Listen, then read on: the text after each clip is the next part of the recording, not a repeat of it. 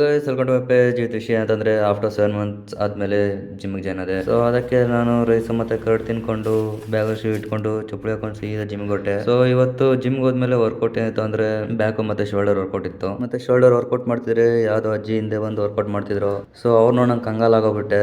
ಯಪ್ಪ ಈ ವಯಸ್ಸಲ್ಲಿ ಜಿಮ್ ಮಾಡ್ತಾವ್ರೆ ಅಂತ ಹೇಳ್ಬಿಟ್ಟು ಮತ್ತೆ ಮಾಡ್ತಿದ್ರೆ ಮತ್ತೆ ಆಮೇಲೆ ಗೊತ್ತಾಯ್ತು ಇವ್ರು ಅಜ್ಜಿ ಅಲ್ಲ ಆಂಟಿ ಅಂತ. ನಾನು ಅವ್ರ ಕೂದಲು ನೋಡಿ ಅಜ್ಜಿ ಅನ್ಕೊಬಿಟ್ಟಿದ್ದೆ. ಮತ್ತೆ ಜಿಮ್ ಮುಗಿಸ್ಕೊಂಡು ಸೀದಾ ಮನೆಗೆ ಬಂದೆ. ಗೈಸ್ ಜಿಮ್ ಜಾಯ್ನ್ ಆಗೋಕ್ಕಿಂತ ಮುಂಚೆ ಮನೆಯಲ್ಲಿ ವರ್ಕೌಟ್ ಮಾಡ್ತಿದ್ದೆ. ಆದರೆ ಅಷ್ಟೊಂದು ಕಂಫರ್ಟ್ ಅನಿಸ್ತಿರ್ಲಿಲ್ಲ.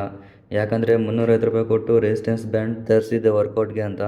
ಅದು ಕರೆಕ್ಟಾಗಿ 1 ವೀಕ್ ಬಂತು ಅಷ್ಟೇ, ಮತ್ತೆ ಎಲ್ಲ ಕಿತ್ತೋದು. ಅದಕ್ಕೆ ನಾನು ಫಿಕ್ಸ್ ಆದೆ ಮನೇಲಿ ಮಾಡಿದ್ರೆ ಆಗಲ್ಲ, ಜಿಮ್ಗೆ ಜಾಯ್ನ್ ಆಗಬೇಕು ಅಂತ. ಇಲ್ಲಿ ನಾನಿರೋ ಏರಿಯಾದಲ್ಲಿ ಜಿಮ್ಗೆ ಹೋಗಿ ಕೇಳಿದ್ರೆ 14,000 ಹೇಳಿದ್ರು ಪರ್ ಇಯರ್ಗೆ.